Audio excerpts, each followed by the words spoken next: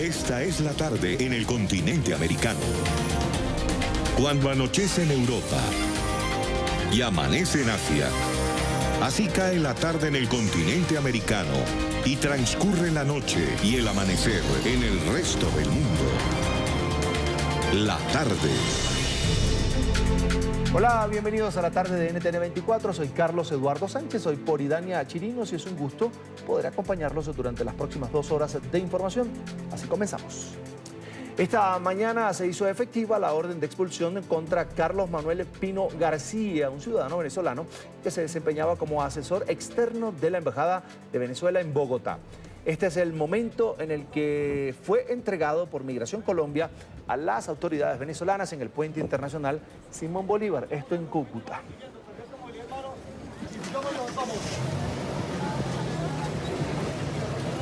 Bogotá argumenta su deportación como un asunto de seguridad nacional y protección de la soberanía. Pino García, que tenía relaciones cercanas al embajador de Venezuela en Colombia, cumplía labores de asesoría sin ser diplomático en funciones. En mayo de 1999, el venezolano fue capturado con otros 4 connacionales en un campamento en Vichada de la entonces guerrilla de las FARC. Luego fue dejado en libertad. Este hecho aumenta la tensión y puede abrir un nuevo roce diplomático con el régimen de Nicolás Maduro, que acusó al gobierno colombiano de planes desestabilizadores.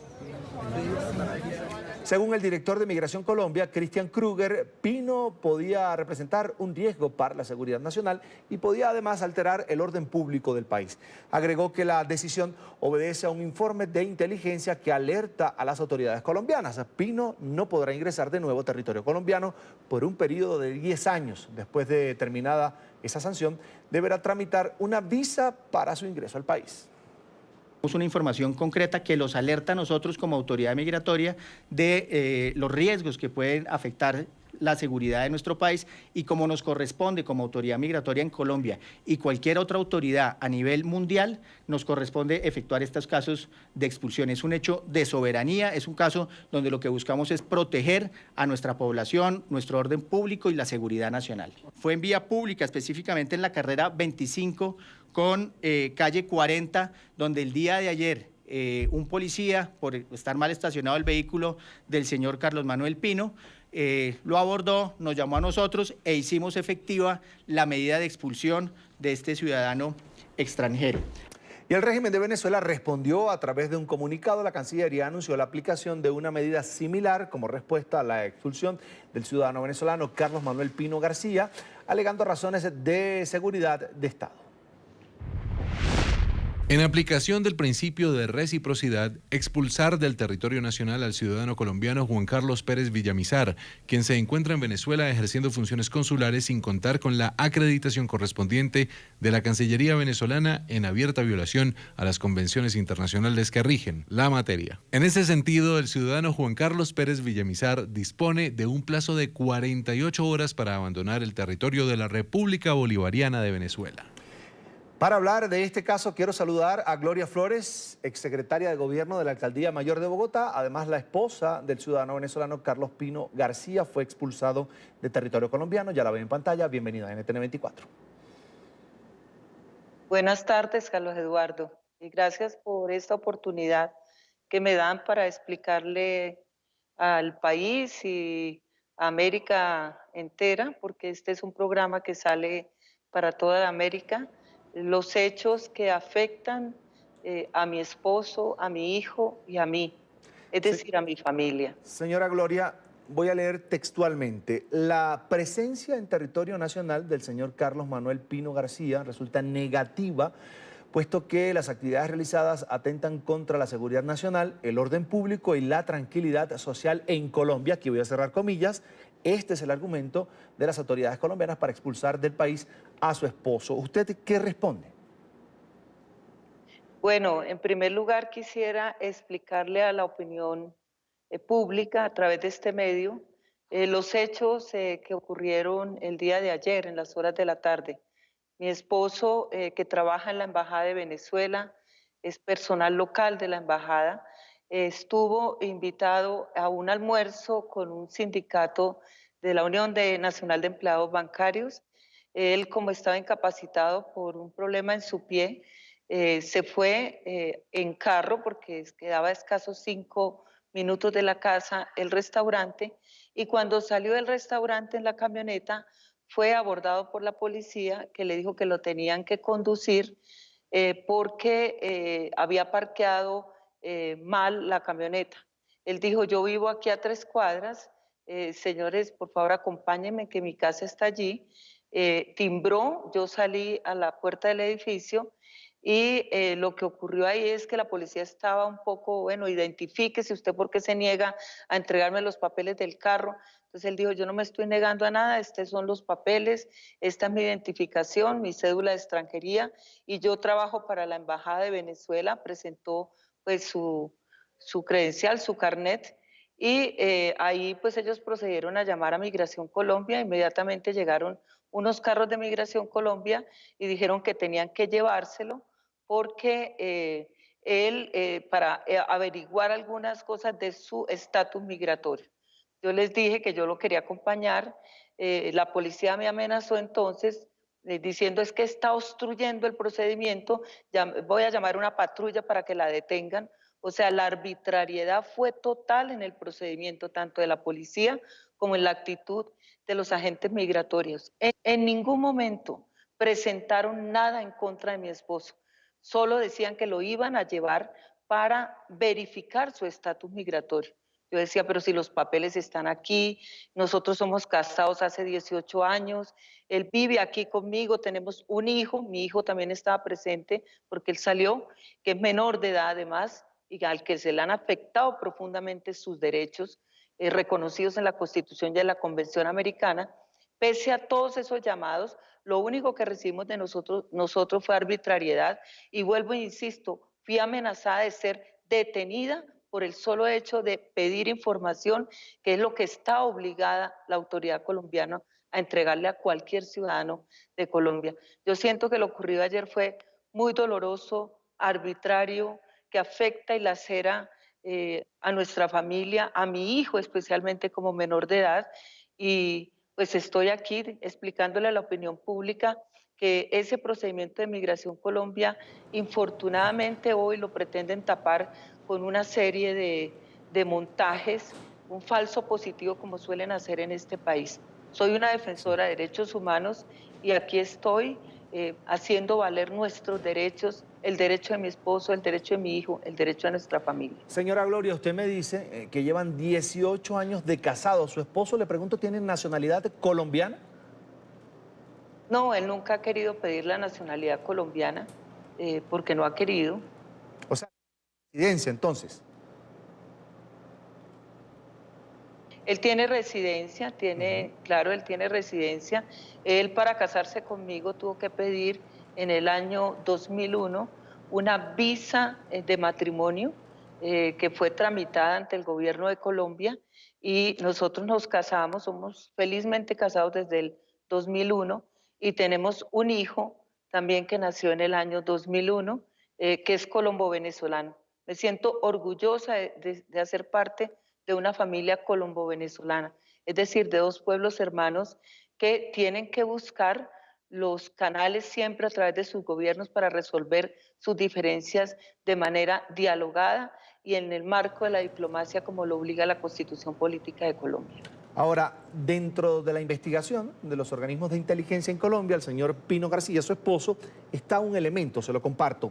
Dice así que él venía asistiendo a reuniones con ciudadanos cubanos, nicaragüenses y bolivianos en las que se habrían tejido planes para desestabilizar el orden público en territorio colombiano. ¿Ustedes como familia tienen cómo desmentir esta acusación? Primero, él trabaja en la Embajada venezolana, es personal local de la embajada y como trabajador de una embajada tiene relaciones con el resto de embajadas. Por supuesto que él se reúne con diplomáticos y con personas de otras embajadas, pero en ningún momento para planes de desestabilización en el país. Yo creo que lo que se intenta montar por parte del Estado colombiano ante una arbitrariedad como la presentada ayer es precisamente eso, un montaje para ocultar la manera arbitraria como actúan las autoridades colombianas. Y yo quisiera aprovechar para hacer un llamado. Hay tensiones entre los dos países desde hace mucho tiempo. Si algo ha ocupado a mi esposo es que se mantengan siempre unas relaciones de hermandad entre los dos pueblos. Sus funciones en la embajada era hacer los resúmenes de prensa que hacen todas las embajadas, todas las organizaciones, el gobierno. Cuando yo fui secretaria de gobierno, a las 5:30, 6 de la mañana que llegaba a la oficina, tenía un resumen de las principales noticias de prensa. Eso se hace en cualquier entidad e institución que se precie de contar con información veraz, oportuna para documentar a los ejecutivos, a las autoridades, etc. Mi esposo hacía eso y además hacía labores de asesoría con congresistas del país, con personalidades, con movimientos sociales, con organizaciones como la UNEP, que lo habían invitado precisamente a un almuerzo. Ese ha sido siempre su trabajo. Y pueden preguntarle a mucha gente que conoce a mi esposo Carlos Pino y que le van a decir que es un hombre honesto, un hombre íntegro, un hombre totalmente comprometido con su familia, porque él es muy hogareño, cuidó de mi hijo desde que era bebé por mis labores públicas y ha cuidado siempre de nuestro hogar. Es un hombre íntegro y yo meto las manos en el fuego por un hombre que a mí me ha dado 18 años de felicidad, de tranquilidad, de compromiso y que le ha entregado no solo a su país su fortaleza y su capacidad, sino también a nuestro país, porque ha mantenido siempre unas relaciones que garanticen que entre Colombia y Venezuela no vaya a haber nunca un problema que exacerbe, digamos, las cosas que no queremos. Fíjese, Carlos señora, es un hombre bello, íntegro, honesto y ético. Fíjese, señora Gloria, a su esposo también lo señalan de promover los desórdenes en los campamentos que el gobierno de Colombia dispuso para los migrantes venezolanos. Falso, totalmente falso. Él no se involucró en eso, incluso con el tema de los venezolanos aquí. Yo muchas veces le decía a Carlos que era muy importante trabajar con la solidaridad con los venezolanos que están llegando a Colombia, porque pues la verdad en el corazón a uno le duele pues ver la situación y yo más que he trabajado siempre por los colombianos refugiados en el exterior, en Europa, en Centroamérica, en México, en Estados Unidos, en Canadá, y que hice un trabajo muy fuerte como defensora de derechos humanos para el reconocimiento de los derechos de los refugiados en Venezuela, en Ecuador, en Panamá. Y recibí incluso un premio de República de Francia, del gobierno francés, por el trabajo en las fronteras al lado de los refugiados y de las víctimas del conflicto colombiano, que cruzaron miles y miles hacia los países vecinos en momentos muy aciagos de nuestra guerra. Entonces, él me decía, no, yo no me meto en eso. Yo dije, pero hagamos algo, mi amor.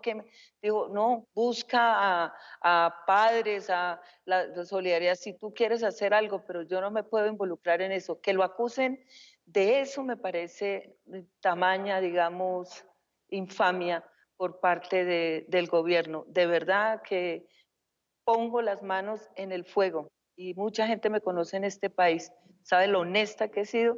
Carlos Pino no es ni ha promovido que la gente se levante en los campamentos que el gobierno colombiano ha puesto aquí.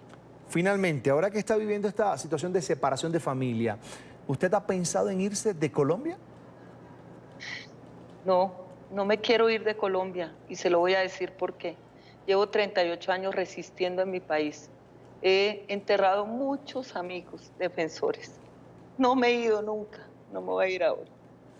Es Gloria Flores, exsecretaria de Gobierno de la Alcaldía Mayor de Bogotá, además de la esposa del ciudadano venezolano expulsado de Colombia, Carlos Pino García. Quiero agradecer que haya atendido amablemente esta invitación a la tarde de NTN 24. Es un gusto. Hasta la próxima. Gracias, Carlos Eduardo. Gracias, Carlos Eduardo, por esta oportunidad. Hasta la próxima. Y cuando son exactamente las 4:19 de la tarde en la costa este de los Estados Unidos, revisamos otras noticias de la agenda informativa del día. Es noticia la confirmación del procesamiento con prisión preventiva contra la expresidenta argentina Cristina Fernández por el caso conocido como los cuadernos de las coimas. La decisión la tomó la Cámara Federal en la mañana de este jueves. La exmandataria es acusada de haber recibido millonarios sobornos de empresarios en los gobiernos kirchneristas entre 2003 y 2015. Sin embargo, no puede ser detenida por contar con fuero especial por ser senadora de la República. Las autoridades también confirmaron el bloqueo de bienes de Kirchner por 1.500 millones de dólares. También es noticia un caso de violación que ha generado indignación en Bolivia.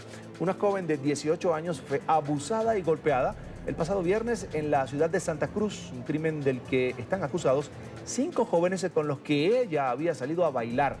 El caso despertó la atención de la opinión pública por la condición social de los jóvenes involucrados que pertenecen a la clase alta de la ciudad.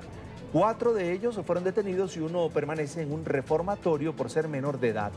Grupos activistas por los derechos de la mujer se han manifestado a favor de la víctima que ha sido señalada y cuestionada por la defensa de los acusados de haber permanecido con ellos por voluntad propia. Y es noticia la presentación del balance preliminar de las economías de América Latina y el Caribe por parte de la CEPAL. Según el análisis de la comisión, la región crecerá en 2019 solo un 1%, 7% o 1.7%. La cifra más preocupante la tiene Venezuela, que acumuló en 5 años una contracción de su Producto Interno Bruto del 43%. Saludamos en Santiago de Chile a nuestro periodista Juan Pablo Monsalve con toda la información. Juan, buena tarde. Hola, ¿qué tal, televidentes del programa La Tarde NTN 24? Fue en este lugar, la sede de la Comisión Económica para América Latina y el Caribe, que se presentó este informe. Lo hizo la secretaria ejecutiva de este organismo, Alicia Bárcena, quien precisamente entregó un resumen de lo que ocurrió en el 2018 frente al tema de crecimiento económico en la región y también las perspectivas para 2019. Para 2019 se espera un crecimiento de 1,7%. Es un poco mejor que el 2018. Francamente, está dado en la medida en que se espera que Venezuela cae menos, se espera que Brasil crece un poco más, de 1,3 a 2%, por aquí está Brasil, o sea, estas expectativas de que estas economías como Argentina, como Brasil, tengan un mejor desempeño. Sin duda, este informe también revela la difícil situación que enfrentan países como Venezuela y Argentina, quienes tienen precisamente una contracción de su economía. Venezuela sí está enfrentando una situación muy compleja, ¿verdad? Nosotros vemos que hay un cuadro actual muy complejo que se parece al que presentaron muchas economías en las décadas de los 80 y en la primera década de los 90, una hiperinflación junto con una gran contracción del PIB profunda y prolongada. Y esta contracción, estamos hablando de una contracción del 43% con respecto al valor del 2013, o sea que ha caído 5 años consecutivos el PIB en Venezuela. Uno de los datos que llama la atención es que este documento, por ejemplo, muestra la apreciación que tuvo el precio del petróleo en 2018, alcanzando un 28%. Sin embargo, esto no ha sido suficiente para la recuperación económica de Venezuela. Daniel Titelman, encargado de la División de Desarrollo Económico de la CEPAL, habló de los factores que están influyendo precisamente en la contracción económica que sufren los venezolanos. Lo que percibimos es que la producción petrolera en términos de volumen de barriles producidos diariamente se ha disminuido. Hay un desafío de inversión en el sector petrolero importante y por supuesto los vaivenes del precio del petróleo que se esperan para el próximo año no la favorecen. Entonces ahí también hay un tema importante. Y desde la perspectiva de su relación con la región está, como se mencionaba, los temas migratorios, la dinámica de importaciones que afecta particularmente el comercio Colombia-Venezuela, que en alguna época era un comercio importante. Sin duda, los escenarios internacionales afectan de manera directa este bajo crecimiento que va a tener la región en 2019 del 1,7%. Uno de esos temas son las fricciones comerciales entre Estados Unidos y China. Esta es la información que podemos entregarles a esta hora desde Santiago de Chile. Continúen ustedes con más en el programa La Tarde de NTN 24.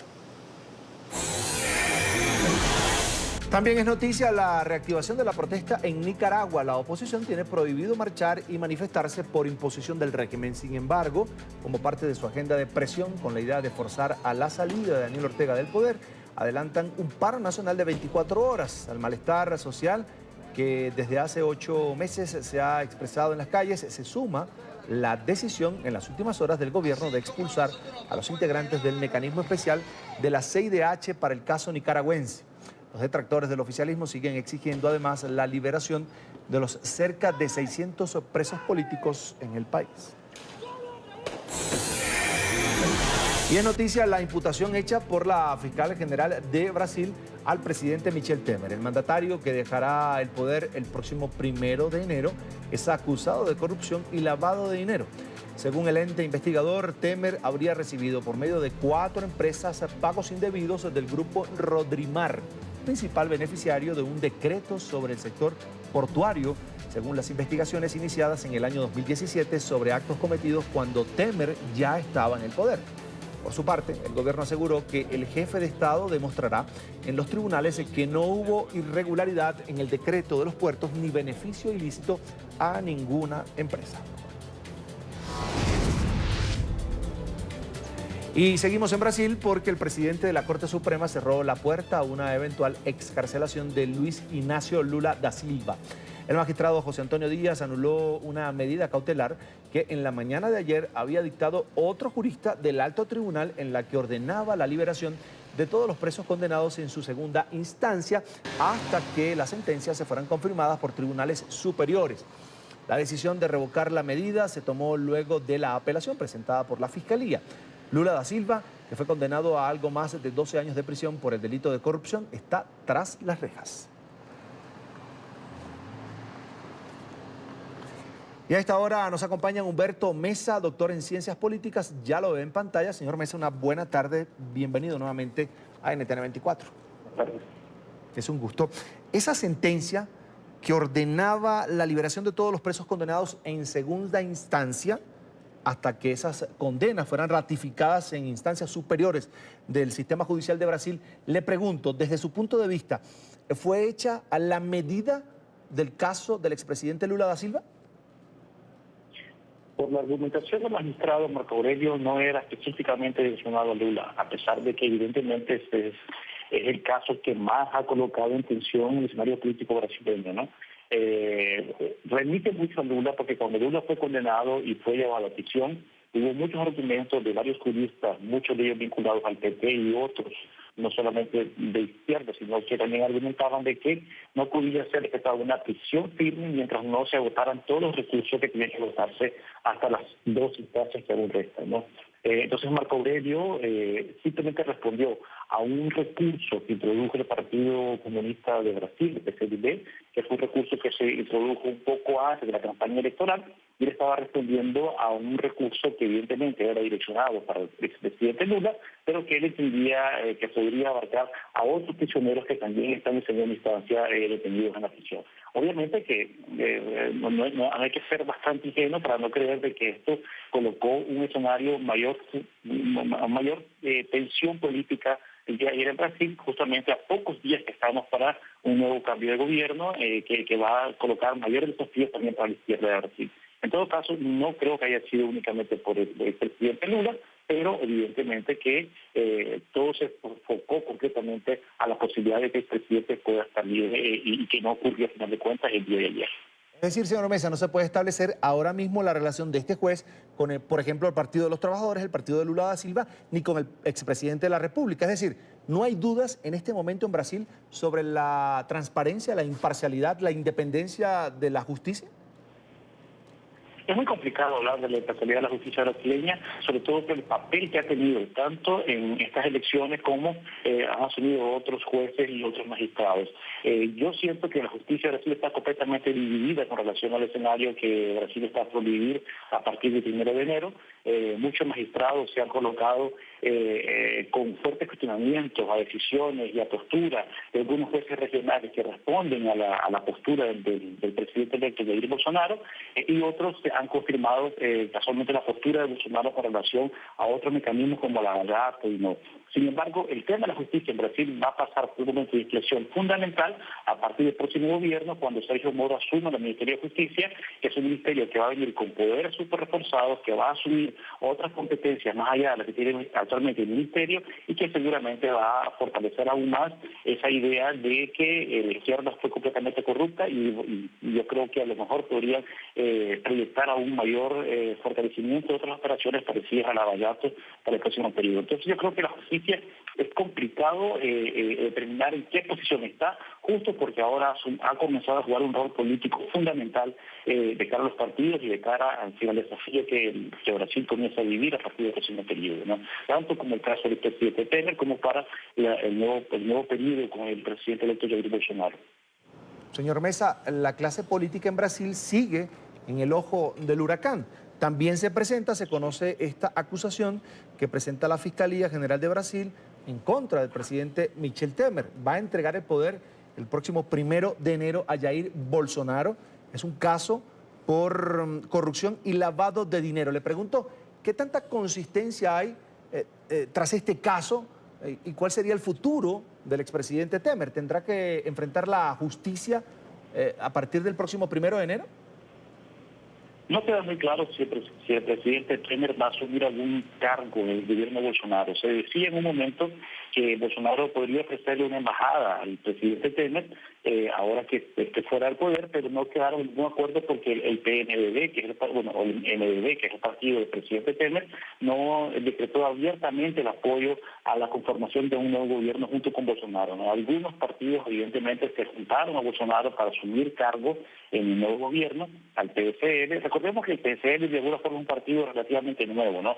Y eso permite que no haya habido acuerdos previos a la instauración de gobiernos con Bolsonaro. Algunos políticos ya han llegado a acuerdos con Bolsonaro de asumir posiciones y estar en el poder, y no necesariamente ha incluido el partido del presidente Temer. Entonces, es una duda hasta qué punto Temer va a asumir posiciones en un nuevo gobierno que lo aleje de alguna forma de las acusaciones que existen en este momento. Recordemos que esta acusación de Temer tampoco es muy nueva, ¿no? El año pasado hubo un par de momentos donde nuevamente Brasil vivió una tensión fuerte cuando la Procuraduría de la Justicia también hizo una acusación al presidente Temer por supuestamente haber obstruido la justicia y haber conspirado contra la Lava Jato, haber sobornado a jueces también, y no llegó a nada. El Congreso bloqueó ese proceso judicial, y yo creo que ahora tampoco puede ser que proceda porque ya estamos a pocos días, de hecho, de un nuevo gobierno, ya estamos en medio de transición, y no creo que el Congreso o el Senado vaya a tomar decisiones que afecten la transición política. Había que ver si de hecho Temer va a cerrar alguna negociación con el presidente electo Jair Bolsonaro para que asuma nuevos puestos o nuevos cargos a partir del 1 de enero. Todavía no sabemos si de hecho va a asumirlo o no, porque eso le permitiría de alguna forma también tener inmunidad que se aleje de las posibilidades de que sea enjuiciado. Entonces, es muy incierto si Temer va a ir enfrente o no con esta acusación, y es muy incierto hasta qué punto él va a ser protegido por un nuevo gobierno que de alguna forma para muchos brasileños es un gobierno que es una incógnita fuerte, porque no sabemos qué tipo de postura tendrá con relación a estos acuerdos con partidos políticos tan mencionados como fue la del Senado.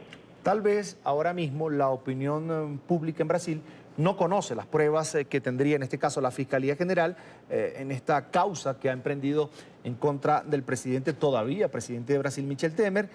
Tal vez las pruebas de esos pagos indebidos del grupo Rodrimar a 4 empresas para favorecer de alguna manera, por haber favorecido de alguna manera con su gestión a esta empresa. Pero le pregunto, ¿de esto sí se sabe? Con lo que hizo el presidente con ese decreto, ¿sí se benefició este grupo Rodrimar? Sí, hay muchas pruebas de beneficios a grupos que son del interior del estado de Sao Paulo, sobre todo el grupo de Santos. Se ha hablado de muchos sectores vinculados a puertos también que tuvieron bastantes contratos y muchos beneficios por parte del presidente Temer, y acuerdos que también permitían que la justicia no interfiriera en muchos procesos de esta empresa. Ha habido muchas pruebas, se ha hablado bastante sobre la posibilidad de que Temer de hecho haya financiado, haya dado favores a este grupo, y muchos de ellos son amigos cercanos del presidente Temer, Ya tenemos, después que surgió la primera acusación el año pasado, tenemos un par de funcionarios de empresa que ya están presos también. Es decir, hay una cantidad enorme de procesos y de acusaciones que TEMES ya viene arrastrando a partir de este caso, ¿no? Del caso de Puertos. Pero bueno, TEMES sigue siendo protegido por la inmunidad presidencial, a pesar de que quedan pocos días para el traspaso de mando. Hasta el momento TEMES tiene que ser despojado de su inmunidad presidencial para poder enfrentarse a un proceso. Obviamente que esa inmunidad la va a perder el 1 de enero, cuando entregue la banda presidencial a Jair Bolsonaro, pero habrá que ver qué tipo de acuerdos él llega desde Palacio de Planalto para que pueda asumir posiciones. En todo caso, faltan muchas pruebas, evidentemente, pero es un caso que es muy sabido en la opinión pública brasileña, como bien decía. En pantalla, Humberto Mesa, doctor en Ciencias Políticas. Como siempre, es un gusto compartir con usted aquí en NTN 24. Hasta la próxima. Gracias. Buenas noches. Hacemos así la primera pausa en la tarde. Recuerden seguirnos en nuestras cuentas de Twitter. Allí van a aparecer en pantalla, @NTN24, @NTN24BE, con información focalizada, especializada en Venezuela. Mi cuenta personal es @CESánchezM. Al regreso, el presidente de los Estados Unidos se retracta, da un paso atrás y no firmará el proyecto de presupuesto aprobado por el Senado. El punto de tranca sigue siendo la negativa del Congreso en otorgar los recursos para construir el muro fronterizo. Ya regresamos con esto y más aquí en la tarde.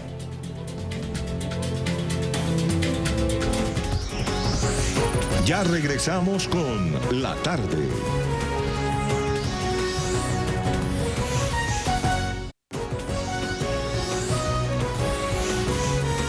Continuamos con La Tarde. El presidente de Estados Unidos, Donald Trump, se retracta nuevamente y dice que no firmará la propuesta presupuestaria del Senado, que no incluye fondos para el muro en la frontera con México para evitar un cierre de la administración. Así lo informó el presidente de la Cámara de Representantes, Paul Ryan, tras reunirse con el mandatario hoy a mediodía. Emiliana Molina, periodista en NTN 24 en Washington, tiene el reporte. Emiliana.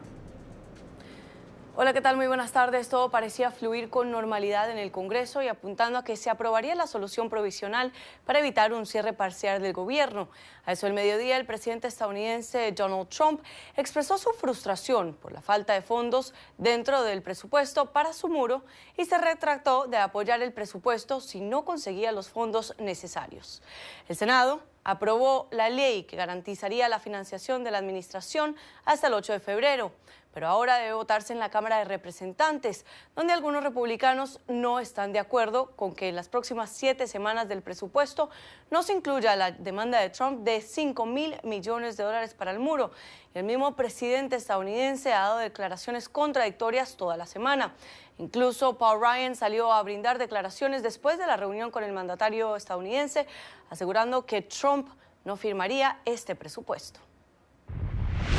Cuando yo a regañadientes firmé el proyecto de ley Omnibus, me prometieron el muro y la seguridad fronteriza, que estaría hecho para finales del año. Ahora, y no ocurrió. Nosotros tontamente luchamos por la seguridad fronteriza de otros países, pero no por la de nuestros queridos Estados Unidos de América. Nada bueno.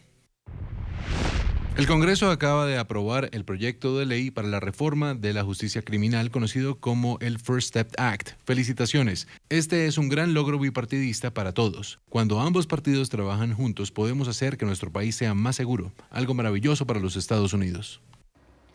El presupuesto del gobierno se acaba el viernes a solo días de Navidad para al menos 7 agencias del gobierno.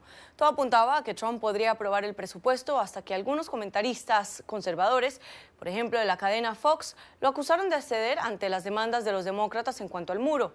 Un escenario similar a la pelea que ocurrió en marzo por el presupuesto en ese entonces, que Trump firmó a regañadientes, asegurando que nunca más firmaría una legislación similar y sin fondos para la seguridad fronteriza. Algunos legisladores aseguran que el mandatario estadounidense simplemente cambió de opinión en cuanto a firmar este presupuesto provisional después de escuchar los comentarios de estas cadenas conservadoras. Desde Washington, Emiliana Molina, regreso al Centro Internacional de Noticias. Gracias, Emiliana. Una buena tarde para ti, por supuesto.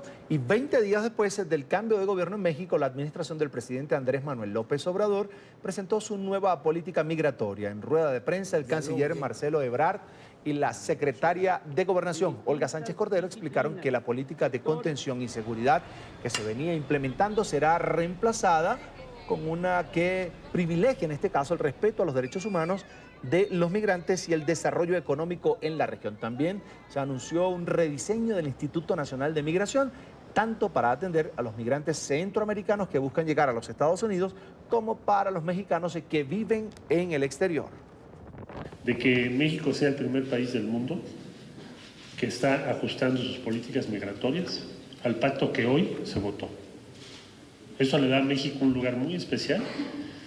Vamos a reestructurar el instituto desde sus entrañas mismas, para que cambie la visión de no criminalización al migrante y de su respeto y respeto a sus derechos. Saludamos a esta hora a Álvaro Ramírez, politólogo y especialista en opinión pública. Allí está en pantalla. Bienvenido nuevamente a NTN 24. Hola, buenas tardes. Es un gusto. Álvaro, entiendo que lo que propone el gobierno de AMLO es humanizar la política migratoria mexicana. Ahora te pregunto, ¿qué cambios podríamos esperar? Efectivamente, Carlos, mira, la nueva política que se está planteando desde el Instituto Nacional de Migración por su titular Tonatiuh Guillén es la de ya no contención y sí a favor de los derechos humanos, la cual consistía en que ya no vamos a hacer, por así decirlo, lo que se había estado planteando en el Plan Frontera Sur que habíamos firmado en la anterior administración entre México y los Estados Unidos, en la que México tenía que detener a toda la población que quisiera cruzar por nuestro territorio de centroamericanos y estarlos deportando. Bueno, ahora lo que se va a hacer es extender, por ejemplo, las visas de población fronteriza, que se amplía hasta Honduras, y por lo tanto ellos pueden ingresar a nuestro país con este tipo de visas sin necesidad de hacer cualquier otro tipo de actividad, y al mismo tiempo esa visa les va a permitir laborar dentro de nuestro país, Oaxaca, Yucatán, Chiapas. Entonces lo que se va a hacer es humanizar un poco más el trato hacia los centroamericanos, y por el lado de los mexicanos, la transformación de la que habla la secretaria de Gobernación, Olga Sánchez, consiste en brindarle herramientas al Instituto Nacional de Migración para que deje de ocurrir lo que actualmente ocurre. Cuando un mexicano es deportado de cualquier parte del mundo, lo único que hace migración es recoger tu nombre y decirte, pues, ya estás de regreso, pero no te ayuda en ningún tipo de cuestiones. Lo que se pretende es que el Instituto Nacional de Migración te pueda dar esta acogida al país, lo cual te ayude a transportarte a tu lugar de origen, te puedas comunicar. Vienen en esos términos la nueva política migratoria mexicana. Álvaro, esto de la nueva política del respeto a los derechos humanos de los migrantes allí en la zona de frontera, ¿no podría terminar convirtiéndose en un boomerang que se le va a regresar o se le podría regresar al gobierno en problemas de inseguridad más de los que ya existen en la zona de frontera? Actualmente tenemos sí un grave problema de inseguridad en la frontera sur. Cabe resaltar que tenemos sí presencia de grupos delictivos como la Mara Salvatrucha, pandillas, bueno, el narcotráfico también está presente en esa frontera sur. Yo espero que el diagnóstico que se esté realizando para la elaboración de esta nueva política tenga contemplado esto, porque a la par pues viene también la parte de la construcción de la Guardia Nacional que está dando ahorita el debate en el Congreso mexicano, y yo considero que debe de venir este apartado, porque lo que también se está planteando desde el Congreso de la Unión es sí permitirle el ingreso a los centroamericanos, pero con ciertas, como en cualquier país, o sea, tú puedes ingresar, yo puedo ingresar a Colombia, pero si hago algún acto delictivo, pues me van a detener y me van a encarcelar, y si no es ninguna que amerite pena carcelaria, pues me van a deportar. Eso es, yo creo que lo que yo considero que debe de venir en el documento, y desde en el Congreso de la Unión seguramente se va a estar observando eso, para que no sea tampoco una puerta giratoria de venir a hacer cualquier tipo de actividades y quedar impunes. Álvaro, el rediseño del Instituto Nacional de Migración, ¿qué implicaría? Y además, si esto no sería como un gasto burocrático, ¿no lo verían los sectores más necesitados de México así? Fíjate que esa es una muy buena pregunta. Contrario a eso, el Instituto Nacional de Migración, Secretaría de Gobernación, muchas dependencias que hacen uso de recursos públicos para la atención de población migrante, los programas mediante los cuales se llevan a cabo dichos, los recursos mediante los cuales se llevan a cabo dichos programas han sido recortados. Hay un programa que se llama 3x1, hay un programa migrante, todos han sido recortados a más del 75%, porque incluso esta política migratoria, lejos del Instituto Nacional de Migración, también se observa como la de brindar las situaciones y las económicas, sociales, políticas de seguridad para que los mexicanos no tengamos que salir de México. Evidentemente eso es una política que ya se viene dando, o un fenómeno en el que se está dando es que los mexicanos ya no somos los que nos estamos yendo de manera ilegal a los Estados Unidos, son los centroamericanos. El número de mexicanos que regresa a México, por así decirlo, es muchísimo mayor, pero ya no regresa solo el individuo, regresa con toda su familia. Entonces lo que estamos viendo es que hay un periodo de retorno de migrantes, y precisamente ese gasto que se está recortando a migración está habiendo de enfocarse para que todos estos migrantes puedan tener seguridad social, escuelas, empleos, sus comunidades estén bien. Yo considero que ahorita en primer momento no hay esa situación en la que la población se sienta afectada. Creo que hay que esperar a que pase mínimo un año para ver cómo empieza a comportarse todo, y si no, hasta el primer periodo, por así decirlo, gubernamental, que es dentro de 3 años, y ahí vamos a ver verdaderamente si hay un impacto positivo o negativo. El presidente Donald Trump ha dicho que ha conversado telefónicamente con el presidente Andrés Manuel López Obrador, le ha pedido ayuda para contener ese flujo migratorio, algunos que salen de allí de México, nacionales mexicanos, pero también los centroamericanos que utilizan esa ruta para llegar a Estados Unidos. Y durante su discurso de posesión, Andrés Manuel López Obrador habló de un plan para rescatar, como tú decías muy bien, la zona de frontera. Incluso habló del incremento del salario mínimo y, si me equivoco me corrige por favor, la reducción de los impuestos. Esto es una buena política, está apostando bien, está dando un buen paso el gobierno de AMLO para, de alguna manera, cerrar la frontera de manera más amable, más tolerante. Podría ser una manera de ver las cosas, sí, efectivamente. El plan para la frontera norte es que son 30 kilómetros de frontera de Estados Unidos hacia abajo, donde se reduce el impuesto, se reduce el IVA, se reduce el ISR, tendrán ciertos privilegios fiscales. Sin embargo, eso también nos presenta un problema para los ingresos del Estado, porque ahora vamos a tener que hacer más con menos, literalmente. Entonces, hay que recordar que económicamente el norte de los países, el norte de los estados, de los países, suelen ser los que están mayormente desarrollados, y el sur ser los que están menos desarrollados. Evidentemente estamos dándole incentivos a una zona que ya está por sí desarrollada. Tendríamos que, en este espacio, si lo que quieres es contener el flujo del sur, pues sería hacer estas facilidades, pero hacia el sur del país, porque todavía los centroamericanos que están ingresando a México les faltan más de 1.500 kilómetros por recorrer desde el sur del país, desde Chiapas, hasta el norte, lo que viene siendo Chihuahua, Nuevo León, Tampico. Entonces, considero que va a ser muy interesante ver también cómo le van a tener que hacer estos centroamericanos, que al mismo tiempo la visa esta que te estoy comentando solo les da permiso para trabajar en los estados del sur. Si quisieran ellos ir a trabajar a los estados del norte, entonces tendrían que sacar otro tipo de visa, lo que sería otro tipo de complicación. Por eso señalo que ahorita este primer año de gobierno va a ser como de las pruebas. Vamos a ver qué sí nos está funcionando, qué no nos está funcionando, para que al segundo año, a partir de 2020, estos ajustes económicos se puedan llevar para que sigan favoreciendo, sí, la política gubernamental y corregir los posibles errores que se vayan dando en el camino. Claro, el 2019 será el año del ensayo y error en materia de política migratoria, y por supuesto va a depender también el éxito de cómo se vayan entendiendo ambos mandatarios, el presidente Donald Trump en los Estados Unidos y del lado mexicano, por supuesto, Andrés Manuel López Obrador. Es Álvaro Ramírez, politólogo, además especialista en opinión pública. Le agradezco mucho estos minutos para la tarde. Álvaro, hasta la próxima. Muchas gracias, Carlos Eduardo. Una buena tarde.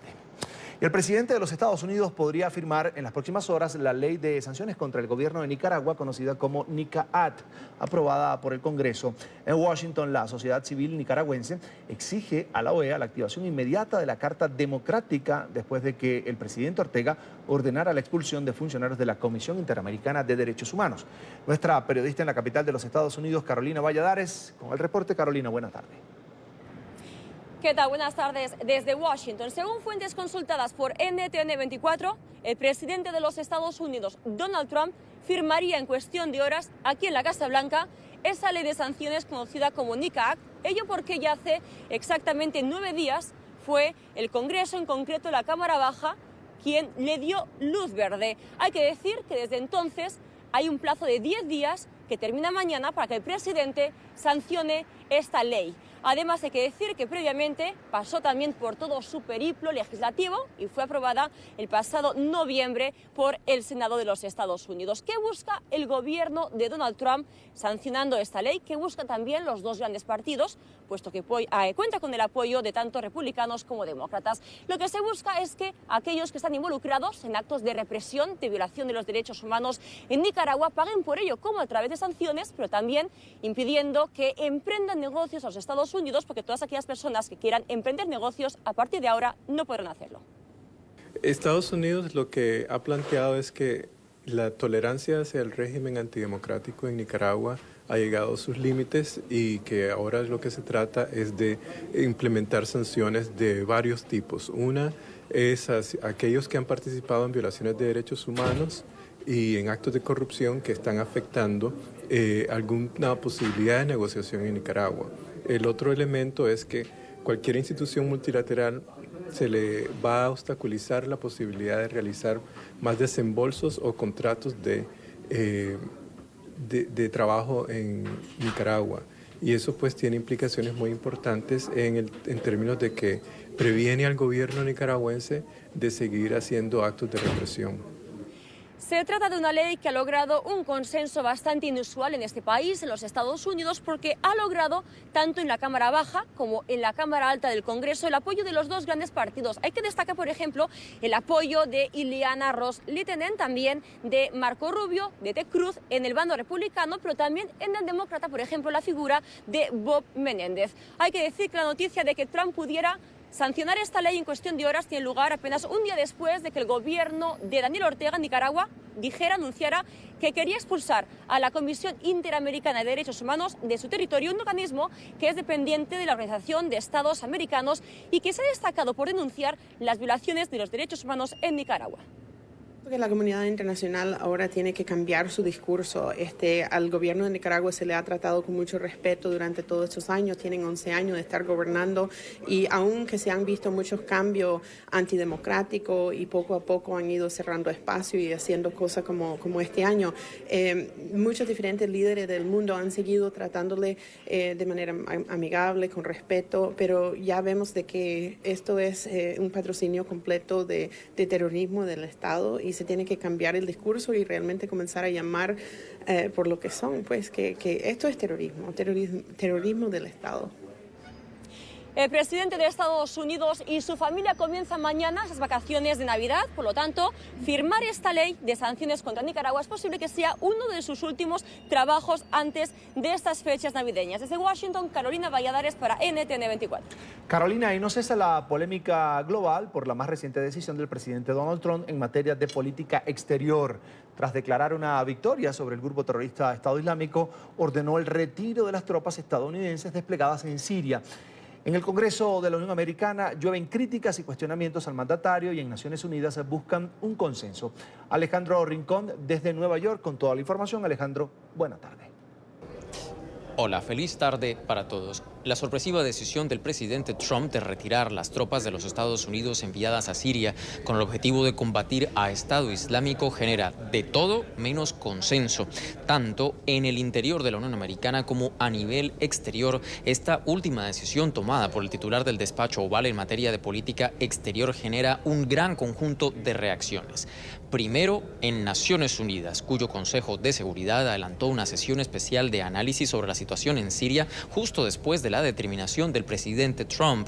Después de esa sesión, en donde hubo en particular voces de preocupación por el futuro de la situación y de la estabilidad en Siria, entregó declaraciones el enviado especial del secretario general para Asuntos de Siria, Stefan de Mistura, quien en particular, más allá de emitir un concepto sobre la decisión de la Casa Blanca, envió este mensaje al pueblo de Siria.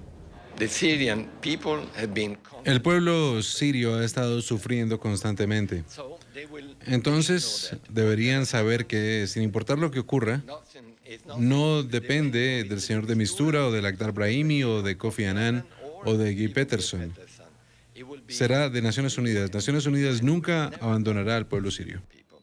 El mensaje de Naciones Unidas es claro: proteger en particular o primero a la gente, más allá de cualquier determinación en materia política, realidad o propósito que dista de lo que han sido en particular las últimas horas en términos de consecuencias o reacciones a esa decisión de la Casa Blanca. Allí en particular, en el Congreso de los Estados Unidos, se han dado sobre todo voces de rechazo a ese retiro de las tropas de los Estados Unidos.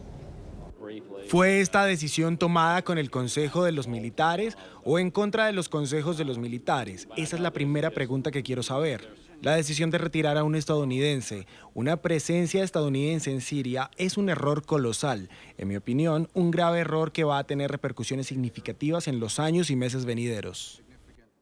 Poco después de esas declaraciones, el propio titular de esta decisión, el presidente Donald Trump, salió a la defensiva. A través de las siguientes declaraciones justificó el por qué él insiste en que el retiro de las tropas de Siria es el movimiento apropiado.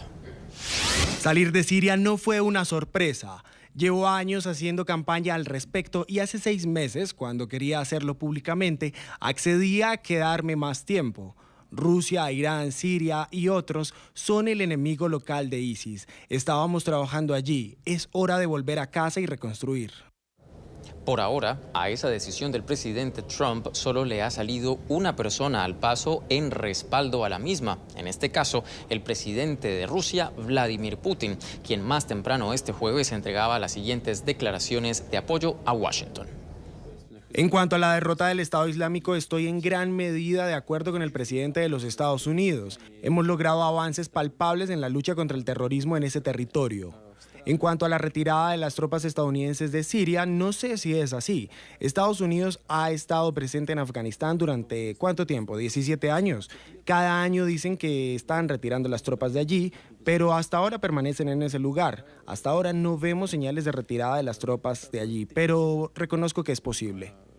Estados Unidos y la comunidad internacional luchan para reconciliar en este momento dos realidades diametralmente opuestas. Por una parte, la dibujada por la Casa Blanca, según la cual ya se ha cumplido la misión en tanto que considera que de Estado Islámico ha sido derrotado en Siria. Y por otra parte, el resto del planeta dudando sobre el futuro que genera este movimiento, que es verdaderamente incierto y sobre todo que pinta un panorama de poca estabilidad en Oriente Medio. Es todo lo que tenemos para ustedes por ahora. Continúen con más en La Tarde. Gracias, Alejandro. Hasta pronto. Pausa aquí en La Tarde. Al regreso hablamos con Jairo Libreros, nuestro analista permanente. Volvemos al caso del ciudadano venezolano Carlos Pino, expulsado de Colombia por representar una amenaza a la seguridad interna. Tenemos esto y más en minutos.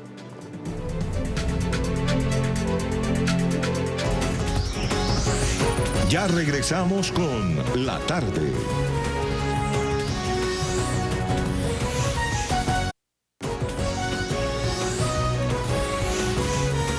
Continuamos con La Tarde. Volvemos al tema con el que iniciamos el programa, el arresto y posterior expulsión del venezolano Carlos Manuel Pino García. El hombre fue interceptado el miércoles por la policía colombiana en la ciudad de Bogotá, la capital colombiana, al tener su automóvil mal parqueado frente a un restaurante. Durante este procedimiento arribaron al lugar los representantes de Migración Colombia que adelantaron la detención. Pino, que estaba acompañado de su esposa, no puso resistencia al operativo. El venezolano fue trasladado a la base militar de Catán para ser llevado luego a Cúcuta. Allí le fueron notificadas las causas de la expulsión y se le leyeron además sus derechos, luego entregado a funcionarios del SAIME del lado venezolano. Y luego de conocerse el comunicado de la Cancillería venezolana en el que toma como medida recíproca la expulsión de un cónsul colombiano en Venezuela, el presidente Nicolás Maduro habló sobre Colombia. De nuevo arremetió contra el presidente Iván Duque. Los problemas de los venezolanos los resolvemos en paz nosotros. No necesitamos a la oligarquía colombiana y a Iván Duque de metiche en Venezuela opinando. No puede gobernar Colombia Iván Duque y quiere gobernar Venezuela. Metiche, fuera de aquí Iván Duque. ¡Bajam, Iván Duque! ¡Bajam! Hay que hablarle en inglés porque él piensa en inglés, porque es un vasallo del imperialismo norteamericano. Iván Duque, un arrastrado del imperio norteamericano, un vasallo, un esclavo, un pelele del imperio norteamericano. Y nuestro equipo en Venezuela llegó al consulado colombiano en Caracas para conocer la reacción del funcionario expulsado. Esto nos dijo. Bueno, no voy a dar declaraciones, Oliver. ¿Cómo estás? ¿Cómo está? ¿Cómo le va? ¿No está? ¿No va a dar declaraciones entonces? No, no va a dar declaraciones, pero sí tengo que retirarme en 48 horas. El canciller Arriaza sacó una declaración y salgo de Caracas con la mente en alto, con dignidad salgo y no hay ningún problema. Me voy para Bogotá, no hay ningún problema. He cumplido con mi trabajo aquí en Caracas, defendiendo los connacionales y bueno, no hay ningún problema. ¿Cuánto tiempo tenía el cargo, cónsul? Bueno, muchas gracias. ¿Cuánto tiempo tenía el cargo? Con nosotros aquí en el Centro Internacional de Noticias, Jairo Libreros, analista permanente de NTN 24. Como siempre es un gusto, amigo Jairo, bienvenido. Es un honor estar contigo aquí. Jairo, ¿qué tanto roce, cola, diría yo, podemos esperar en lo político y en lo diplomático de este nuevo impasse entre Colombia y Venezuela? Vimos a Nicolás Maduro respondiendo a la Cancillería, porque no ha hablado el presidente Iván Duque.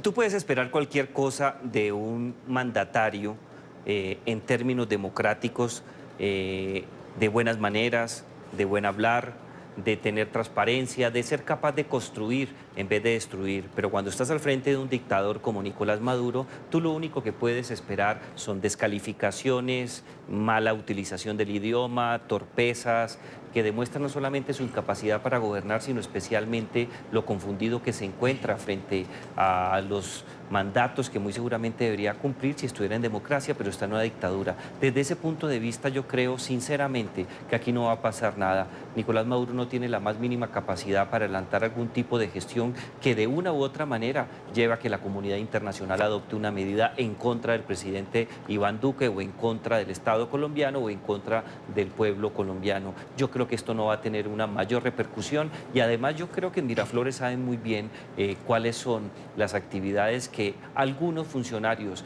venezolanos en Colombia cumplen para capturar información y tener bien alimentada la dictadura. Es que Diosdado Cabello, Jairo, amigos televidentes, en su programa de televisión siempre lo dice, compatriotas cooperantes, no solo en Colombia, sino en varios países del mundo. En varios países del mundo. Y la información que se ha dejado entrever que no es nueva. Además hay que tener en cuenta que este caballero Pino ya tuvo un impasse hace algunos años, creo que en el año... en el 2009, si no me falla la memoria, frente a unas operaciones que adelantaba el ejército en una zona fronteriza entre Colombia y Venezuela. Pueden existir diferentes ópticas, análisis sobre este particular, pero simple y llanamente la legislación en Colombia y en todas las democracias constitucionales de América Latina es clara. La facultad de decidir quién se queda en el territorio o no, en su condición de extranjero, se define mediante un procedimiento expedito y para ello se han cumplido todas las formalidades legales. Aquí no hay un daño antijurídico, no hay un problema mayor, simple y llanamente se encontró que este caballero era una persona que ponía en riesgo la seguridad nacional, el orden público y la tranquilidad y convivencia ciudadana. En esa medida, la única salida que tenía Colombia era expulsarlo. El gobierno colombiano se apoya, Jairo, amigos televidentes, para tomar esta decisión en un informe de los cuerpos de los organismos de inteligencia del país que dicen y llegan a esa conclusión. Este señor es un peligro para la seguridad nacional. Y quería preguntarte, Jairo, precisamente por eso, antes de llegar a la decisión de expulsarlo del territorio, ¿qué tanto se verifica ese informe que entrega un cuerpo de seguridad, en este caso a las autoridades civiles?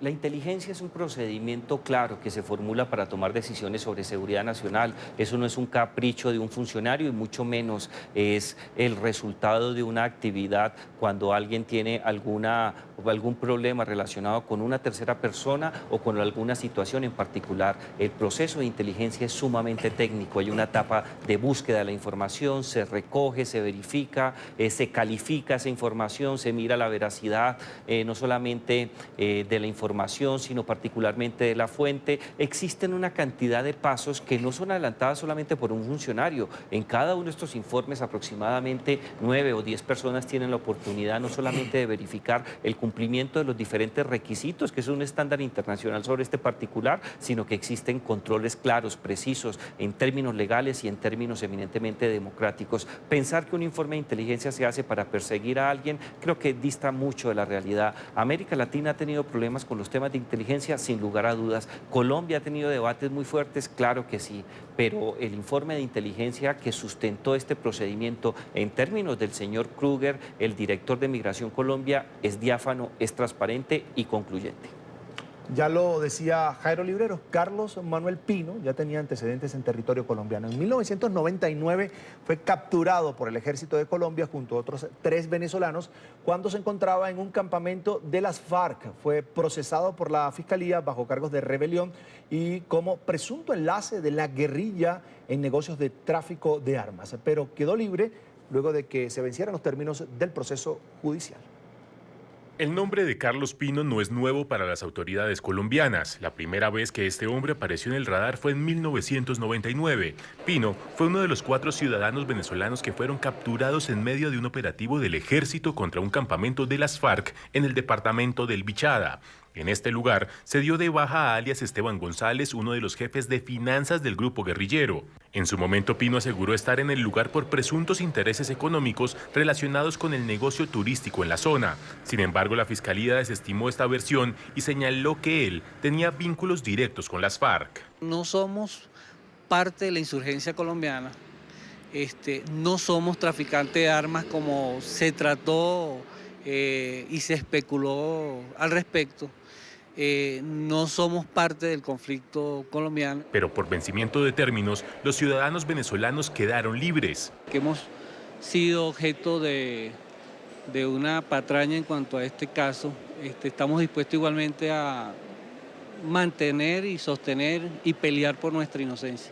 Luego, Carlos Pino volvió a aparecer 10 años después. El entonces Departamento Administrativo de Seguridad DAS lo tuvo en la mira. En 2009, según reportes de la prensa local, la agencia de inteligencia lo habría fichado por presuntamente haber realizado labores de inteligencia durante una manifestación en contra del presidente Hugo Chávez. Según información, Pino junto a funcionarios de la embajada venezolana habrían tomado fotos y videos de la marcha que se llevó a cabo el 24 de septiembre de 2009 en Bogotá. Jairo, a pesar de estos antecedentes que tiene Pino en territorio colombiano, hoy hablamos con su esposa, es Gloria Flores, exsecretaria, sí, señor, y secretaria además durante el gobierno de Petro claro en Bogotá, secretaria de gobierno de Petro, y ella decía, yo tengo 18 años de casada con mi esposo, y yo meto las manos en el fuego por él, y también dejó entredicho, en esa entrevista que le hicimos aquí en la tarde de NTN 24, que por supuesto hay una intención del gobierno colombiano de pasarle una factura a ella por su vinculación política con la izquierda. ¿Tú cómo lo ves? Yo conozco a la ex senadora y a la exsecretaria de la administración Petro. Además es una mujer que tiene una trayectoria muy destacada y reconocida como defensora de los derechos humanos. Yo creo que está en todo su derecho de lanzar afirmaciones tan sensibles sobre ese particular y quizás no es el momento de entrar a analizar ese tema. El tema sensible es que el esposo que acaba de ser expulsado con justas razones por parte de las autoridades competentes en Colombia, pues ya tiene un récord bastante comprometedor, no solamente porque aparece hace 20 años en una situación crítica en la frontera, luego hace parte de un procedimiento de verificación y monitoreo por el DAS, que en su momento fue el Servicio de Inteligencia colombiano, y ahora ocurre esta situación. Es respetable que ella quiera meter las manos al fuego por su marido, que lo represente y que busque mediante los mecanismos legales una mejor situación, pero lo que tenemos en realidad es que es una persona que el Estado le ha puesto el ojo desde el punto de vista de la capacidad que tiene en su condición de extranjero y por las personas que socialmente frecuenta, aparentemente vinculadas con actividades de inteligencia por parte de otros países, de tomar una decisión en cumplimiento del ordenamiento jurídico colombiano. Cualquier persona un extranjero o un nacional que esté en capacidad de poner en riesgo la seguridad nacional, es decir, las reglas propias de la democracia, es una persona que tiene que tener una actividad de monitoreo constante. Si es nacional, se levanta un proceso, pero si es un extranjero, las normas migratorias son claras y precisas, debe ser expulsado de manera inmediata. Jairo, el señor Pino no era precisamente un diplomático en funciones, eso se quedó claro por la información que entregó Migración Colombia, pero Nicolás Maduro responde, o el gobierno de Nicolás Maduro responde expulsando sí a un cónsul designado por el gobierno, por supuesto, por el Estado colombiano, seguramente que no había podido entregar credenciales en Venezuela por el distanciamiento que hay entre ambos gobiernos, pero que era un diplomático designado por el gobierno colombiano. ¿Una respuesta un poco baja o cómo podríamos llamarla? Es una respuesta verdaderamente equivocada, torpe, y en cierta medida es casi buscar acabar de un solo tajo la posibilidad de comunicación y lo mínimo que se tenía en estos momentos desde el punto de vista diplomático entre el gobierno de Colombia y la dictadura de Maduro. Hay que tener en cuenta que generalmente este tipo de medidas buscan, o esas represalias buscan que perfiles similares de personas que se encuentran en el país, pues sean objeto de este tipo de expulsión con sobradas justificaciones, pero en este caso... No se equipara.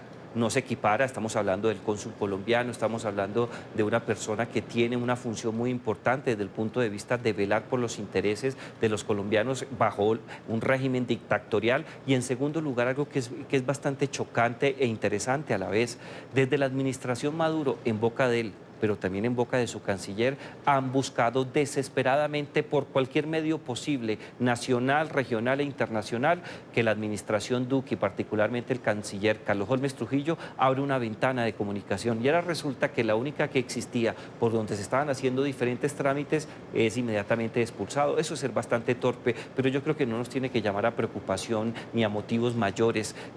En términos de un gobierno manejado por un dictador, pues este tipo de errores se toman habitualmente. Jairo, además, cada vez se acerca más el 10 de enero, una fecha que el propio presidente Nicolás Maduro ha dicho que es una fecha crítica para él, para su figura, y uno comienza a ver, bueno, ¿qué es lo que más cerca tiene Venezuela? Colombia. Y primero, es su socio histórico. Segundo lugar, hay una relación de hermandad que nadie puede ocultar en Venezuela, en Colombia y en América Latina. La suerte de estos dos países en momentos críticos o en momentos de grandes bonanzas siempre ha corrido de la mano, pero desde que se instauró la dictadura en Venezuela, desde que llegaron esas ideas del socialismo del siglo XXI, desde ese momento en el cual se utilizó la democracia para acceder al poder con el único propósito de desmontar los mecanismos representativos para garantizar la duración de una dictadura involucrada con actividades de narcotráfico, la situación cambió por completo. Si alguien tiene la capacidad de darle la mano, asistencia humanitaria y buscar una solución para que en Venezuela regrese la democracia, es precisamente el Estado colombiano. Pero al desconocer este tipo de situaciones y empecinarse en perseguir a los que opinan diferente, en no solucionar la crisis humanitaria, en destruir lo que queda de Venezuela, pues la suerte de esta dictadura creo que todos la conocemos en términos históricos. Jairo Olivreros, analista permanente de NTN24, como siempre es un gusto, Jairo, una feliz tarde, lo espero pronto. Nos vemos mañana. Gracias. Y representantes de los sectores político, económico y social en Venezuela presentaron un plan para recuperar el país ante una posible transición de gobierno en el 2019. Explicaron que esta recuperación debe centrarse en el aspecto económico para poder tener estabilidad. Informe de Luis Laya desde Caracas. Hoy hay venezolanos que no comen, y no comen porque no hay alimentos para todos y porque los pocos que hay son excesivamente costosos. Un plan de acción para solventar la crisis humanitaria que vive Venezuela fue presentado por factores políticos, económicos y sociales venezolanos pensando en una posible transición gubernamental. Programas de abastecimiento y acceso a alimentos básicos. Segundo, atención a programas de salud. Tercero, programas de atención especializada a los sectores más vulnerables de la población. Y cuarto, programas de promoción de empleos de calidad y protección del ingreso familiar. Señalan que de la mano con la atención de la crisis debe solucionarse la situación económica a través de un proceso de estabilización que permita sentar las bases para tener una economía estable. Aquí los 100 restantes lo está poniendo el Banco Central, tirando papelillos para la calle, imprimiendo dinero sin respaldo. Y eso es lo que causa la hiperinflación. La hiperinflación no la causa el comerciante, el que produce, la causa el gobierno desde el Banco Central. explicaron que la clave está en el consenso entre los distintos actores, tanto políticos, sociales y económicos. Formar parte de un consenso, y creo que es necesario decir que los países que logran consenso son los países que logran crecimiento y prosperidad de largo plazo. Además, es importante eliminar el control de cambio, que a su parecer ha acabado con la producción nacional y propiciado la corrupción. El control de cambio no es otra cosa que un subsidio a los importadores. Usted quiere importar, venga, tiene dólares baratos, importa. Si usted, por supuesto, quiere importar y es amigo del gobierno, lo va a tener más barato y va a tener más dólares para poder importar. Entonces, eso lo que termina haciendo es destruyendo al productor nacional. Señalan que recuperar la producción petrolera es clave para el resurgimiento económico del país, pues es el principal ingreso de divisas. Nosotros necesitaríamos invertir en el orden de 25 a 30 mil millones de dólares al año durante los próximos 7 años. Nada más que, entre inversiones y gastos, nada más que para recuperar la producción que ya teníamos hace 20 años. Sin embargo, levantar la producción petrolera del 1.100.000 barriles diarios, donde cayó durante estos 20 años, será complicado. Por ende, se necesitan financiamientos internacionales. Es necesario un plan de financiamiento que incluya financiamientos multilaterales. Es necesario llamar también a financiamientos bilaterales, y así lo hemos hecho. Nosotros no tenemos por qué tenerle miedo a financiamientos, por ejemplo, con China. Explicaron que ante la grave crisis que vive el país se debe estar preparado para afrontar una posible transición. Indicaron que esto debe comenzar por recibir ayuda humanitaria a través de apoyo internacional. Además, de la mano se debe trabajar en un plan económico, no por separado, en el que se permita recuperar también los fondos que se han sacado del país a través de la corrupción. Indicaron que en el mes de enero sumarán otros puntos tales como seguridad y soberanía alimentaria. Desde Caracas, Venezuela, para la tarde de NTN 24, Luis Alejandro Laya. Saludamos a esta hora a Juan Andrés Mejía, diputado de la Asamblea Nacional de Venezuela. Diputado, buena tarde. Ustedes desde el Parlamento ya hablan de la crisis humanitaria, plan económico y recuperación petrolera. ¿Cómo se concreta una propuesta que abarca todos estos aspectos tan relevantes y además cómo se ejecuta? Gracias por la oportunidad. Yo creo que esto tiene un sentido político muy claro. Hay quienes puedan pensar que esto suena ingenuo, que esto es algo que no es el momento, que es extemporáneo. Yo estoy totalmente convencido de que esto tiene hoy todo el sentido del mundo, porque el país necesita recobrar la esperanza, la gente necesita saber qué es lo que va a venir para tener la fuerza para luchar hoy. Si hay incertidumbre, si lo que vemos es pelea, crítica y no hay claridad de para qué es esta lucha, entonces la gente no tiene las razones, las herramientas, los argumentos para enfrentar una crisis como la que estamos viviendo. Así que yo creo que esto hoy tiene todo el sentido y nos va a ayudar a enfrentar el año 2019 de manera distinta a lo que fue el año 2018. Diputado, ¿tienen realmente una esperanza de que se materialice, de que se concrete un cambio, una transición que permita además ejecutar este programa que proponen? Mira, vuelvo e insisto con lo que decía anteriormente para responder la pregunta. Nosotros creemos, si quienes hoy están en el gobierno, quienes hacen posible que Maduro siga estando donde está, porque no es el pueblo quien lo tiene ahí, son los que lo rodean, es la fuerza, es una parte de las Fuerzas Armadas. Si ellos entienden que aquí hay una alternativa, yo estoy seguro que van a estar dispuestos a permitir que la transición llegue a nuestro país. Son 3 etapas. La etapa de atención a la crisis humanitaria compleja, la etapa de estabilización de la economía y la etapa de reformas estructurales. Todas empiezan el día 1, pero algunas van a tener resultados mucho más rápidos, otras tomarán más tiempo. No queremos un país de mendigos, no queremos un país que esté siempre pendiente de la crisis la vamos a superar y para eso entonces existen las siguientes etapas. Hablaron de prestar mucha atención a la pérdida del valor del trabajo por medio de la inflación, las malas políticas, por supuesto, y los bonos. Ahora le pregunto, ¿cómo se vende esto al trabajador? ¿Cómo se recupera el valor del trabajo en medio de una crisis hiperinflacionaria como la que vive actualmente Venezuela? Mira, no hay forma de recuperar el sentido del trabajo, el valor del trabajo, si no paramos la hiperinflación. Eso es absolutamente evidente, lo hemos reiterado una y otra vez el día de hoy y por eso hemos presentado un plan para parar la inflación que tiene que tener el acompañamiento del financiamiento internacional. Sin él es imposible, pero eso no es suficiente. Tienen que haber políticas responsables, tiene que haber una autonomía del Banco Central, un respeto a la independencia de los poderes y a los demás actores que hacen vida en nuestro país. Solo así vamos a poder permitir que cada venezolano que se para pueda, con sus ingresos, construir un futuro distinto que no es la realidad de hoy. Hoy un venezolano trabaja 5 días a la semana, 12 horas al día y lo que recibe en el mejor de los casos son 6, 7 o 8 dólares. Eso no es posible, no es sostenible y tiene que cambiar y puede cambiar con el plan que hemos presentado. Diputado, ustedes explican que es necesario el apoyo internacional, los financiamientos, pero el 10 de enero la relación con distintos países podría llegar a una fase crítica. ¿Cómo afrontará la oposición el manejo internacional para, a pesar de las sanciones, generar la confianza como un agente de cambio? Mira, dos cosas. Primero, yo creo que este plan también tiene otro destinatario que no solamente el pueblo venezolano, es la comunidad internacional. Que el resto de los países del mundo vean que aquí hay una oposición seria, no solamente conformada por los partidos políticos, que tiene una claridad en qué va a ser el día que llega el poder. Eso es fundamental y creo que en ese sentido esto hoy tiene un valor muy importante. Pero también, por supuesto, el cambio va a llegar y cuando llegue, la comunidad internacional va a estar dispuesta a apoyarnos. Pero mientras Maduro siga en el poder, y eso hay que repetirlo, no existen las condiciones, no las va a haber, por más que invente, por más que digan, no hay la confianza en quienes hoy están en Miraflores de que van a respetar las reglas del juego, de que van a usar el dinero que pueda estar en la comunidad internacional al servicio del país, que lo van a usar para realmente ayudar a la gente y no para robar como lo han hecho todos estos años. Así que mientras eso persista, mientras Maduro siga en el poder, lamentablemente el panorama para el país es sombrío, es oscuro y solamente con un cambio político vamos a poder sacar a Venezuela adelante. Una consulta más. Plantean en este plan económico una política de subsidio bastante amplia.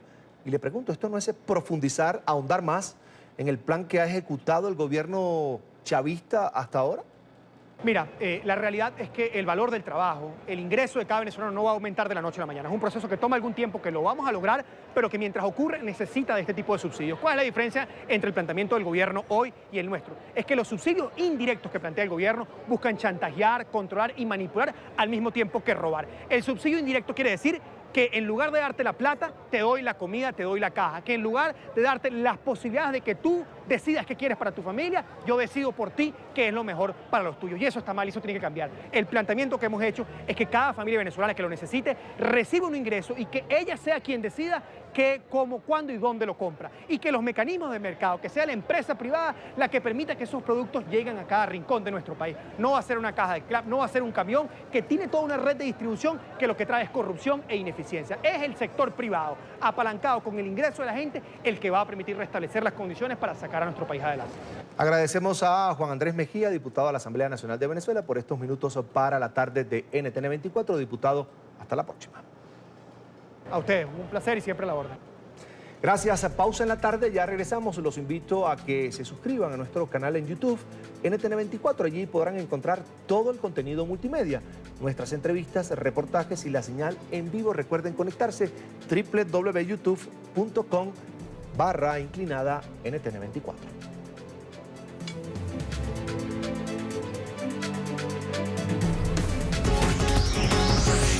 Ya regresamos con La Tarde.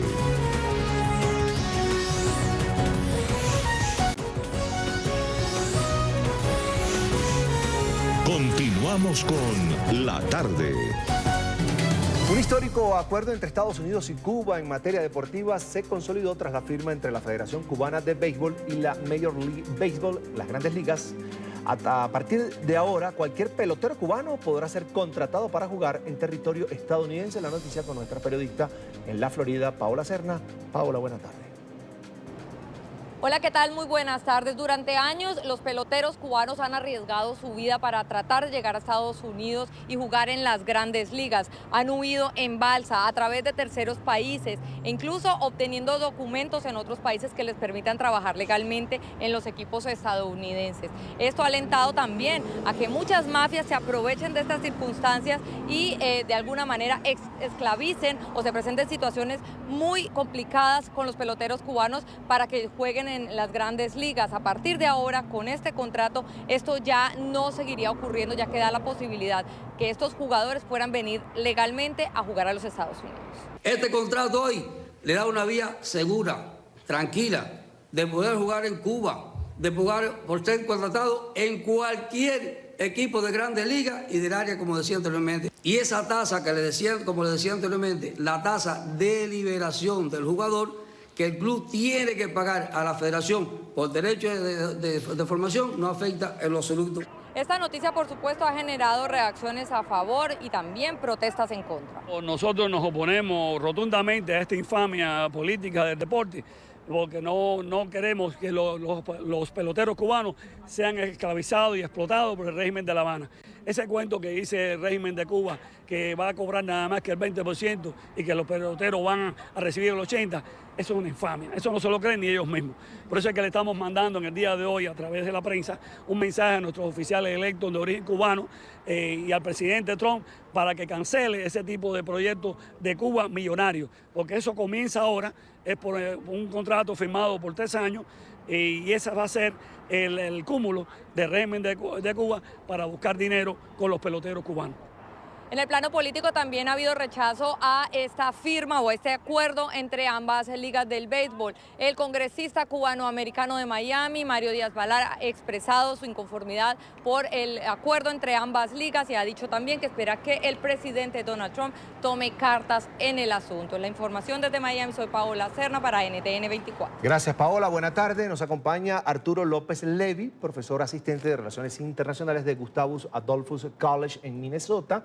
Y además, doctor en estudios internacionales, ya lo ve en pantalla. Señor López, bienvenido nuevamente a la tarde de NTN 24. Es un gran placer estar con ustedes. ¿Qué hay detrás o qué podría haber detrás de este convenio entre la Federación de Béisbol de Cuba y la Major League Baseball? ¿Ve alguna intención política del régimen cubano del que Donald Trump de alguna manera hace caso omiso desde que llegó al poder? Mire, yo creo que lo que hay detrás de este acuerdo fundamentalmente es un interés de las ligas mayores de béisbol y de la Federación Cubana de Béisbol de normalizar y regularizar el proceso de contratación de peloteros beisbolistas para jugar en los Estados Unidos.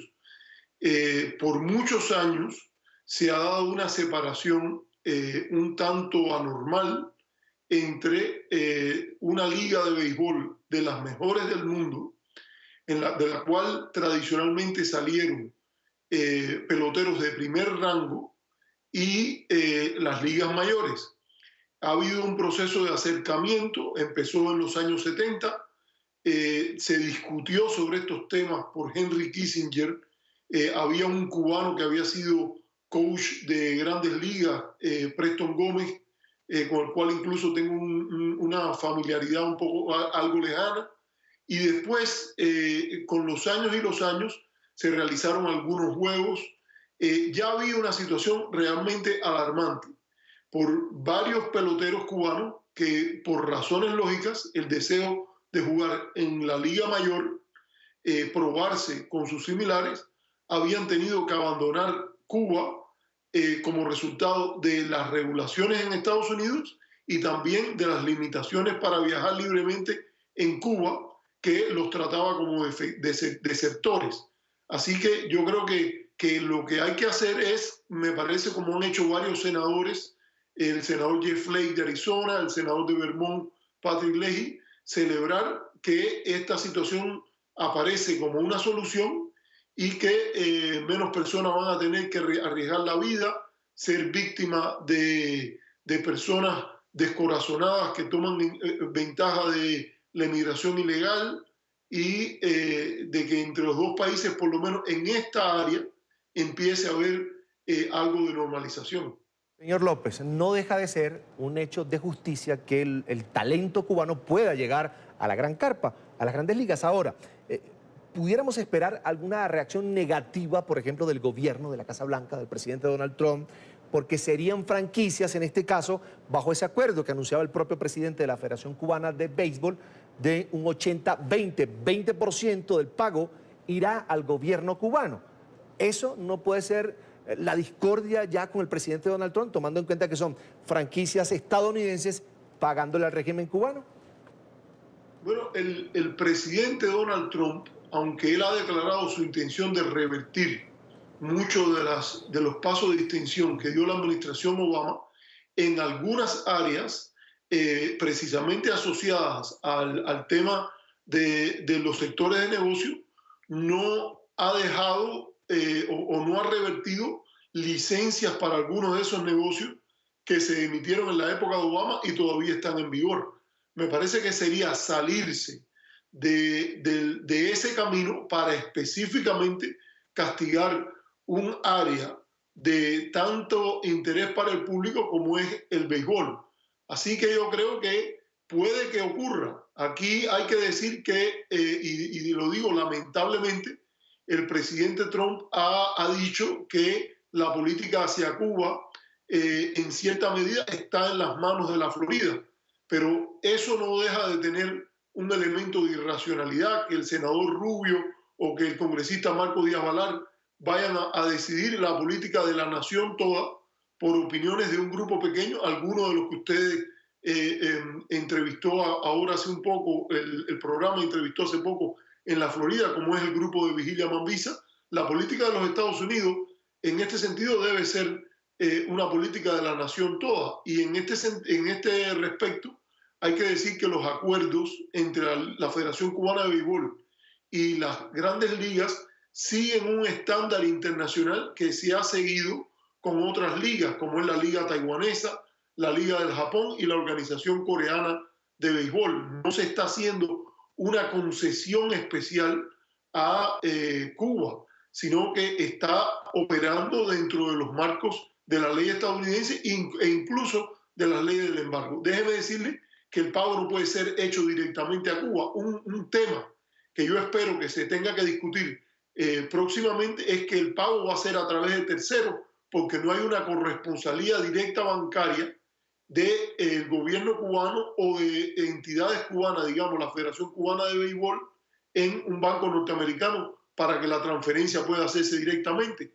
por lo cual parte de ese dinero también se perderá, y que estamos hablando de millones de dólares, se perderá en transacciones que van a tener que hacerse a través de terceros países.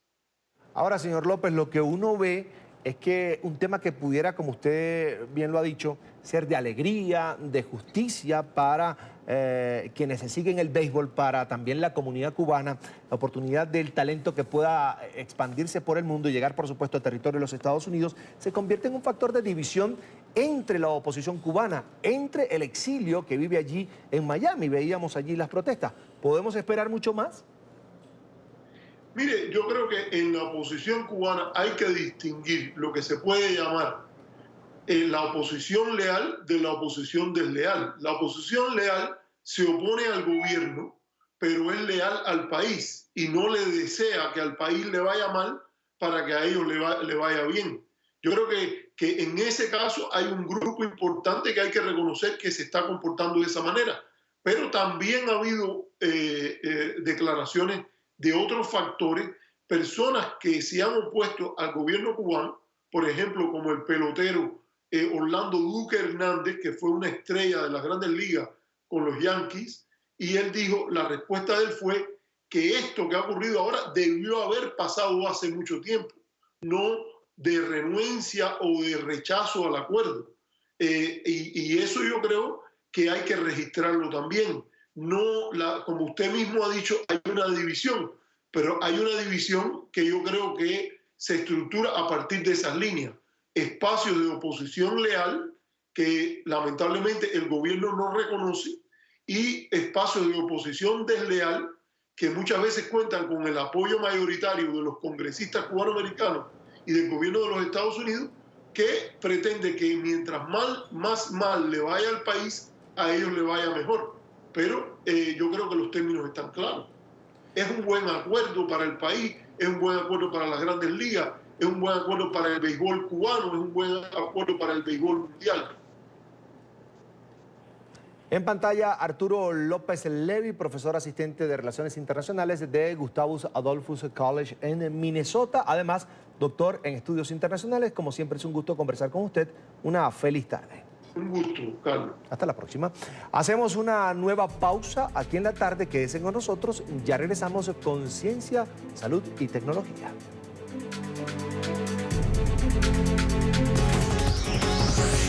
Ya regresamos con La Tarde.